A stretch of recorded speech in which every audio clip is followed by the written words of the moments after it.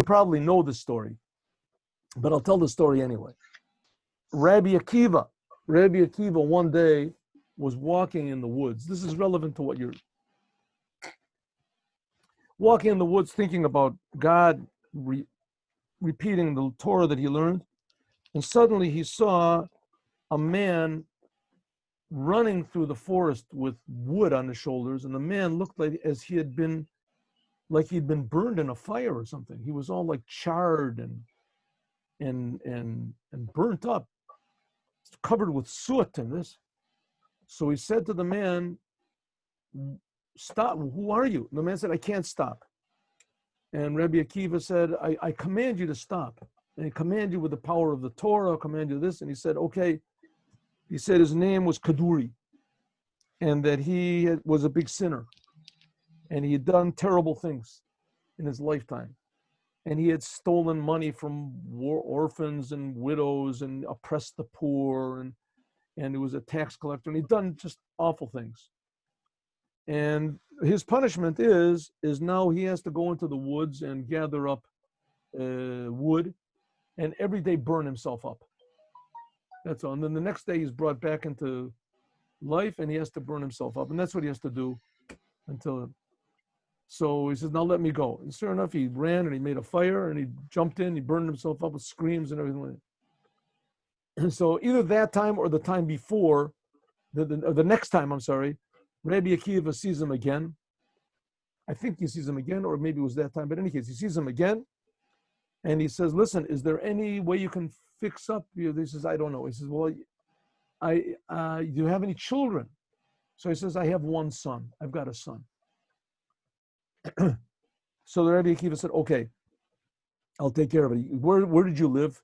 Tells him where he lived in his life. And the Rabbi Akiva goes to the place. And here is this boy, he goes to the place, and there's this boy throwing rocks at all the passerbys, and he's screaming and cursing at everyone, and just a total misfit. So he tells the boy, he says, "Excuse me, would you like some candy? Some sugar?" He said, "Yes, of course." So he said, "Okay, you have to learn how to read Hebrew. Every letter you learn, I give you a candy." So he teaches him Aleph Beis, teaches him the whole thing, he gives him candies. And comes back the next day, and the Aleph teaches him Beis, takes him a long time to learn. Then he starts putting the letters together. Each time he's giving him candies.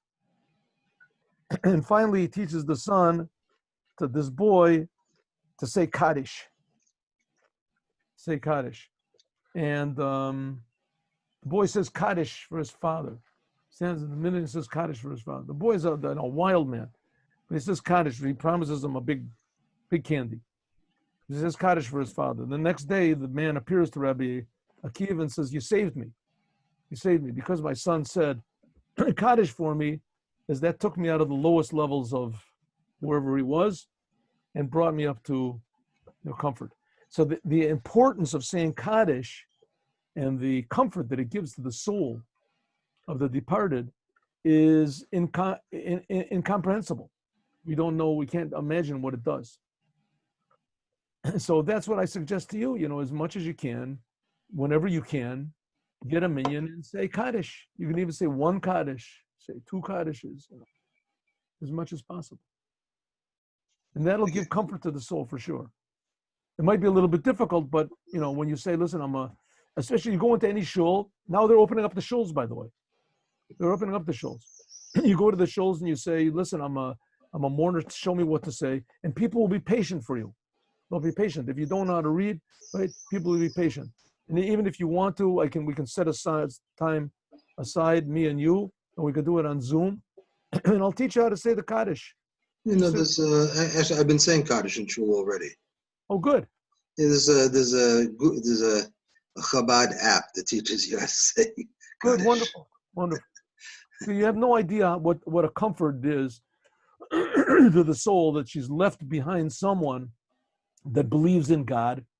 And that, it's a big novelty. Here you see these people, I'm sure the people that made the funeral, right? These were intelligent people and they're well-meaning people. You can see they gave her a funeral and doctors, lawyers. Sure, and the lady calls herself a rabbi. In other words, Judaism is important to her to some degree.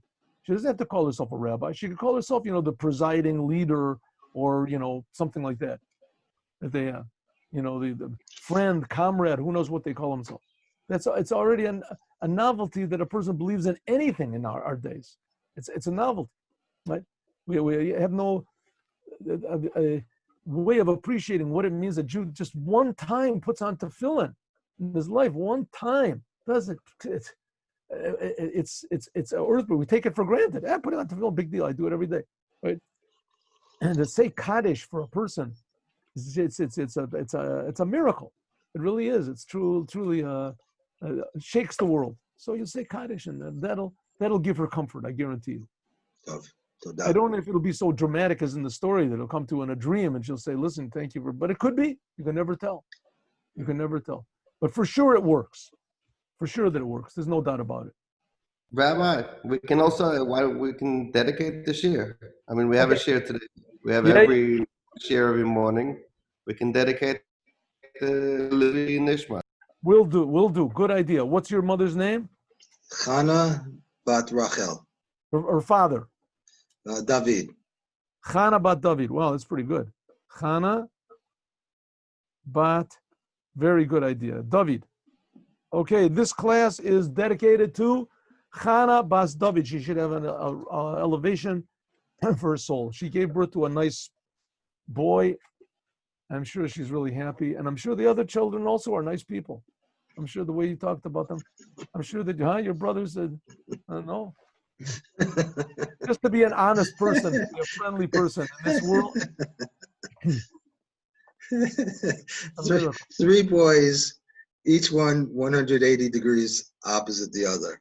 Okay. It's only 360 degrees. But I mean, it goes into another dimension. Each one in his own way. He's an honest person, and he's what do you call it? A caring person. It's a big miracle. Let's go. All right, we're learning now about Baalotcha.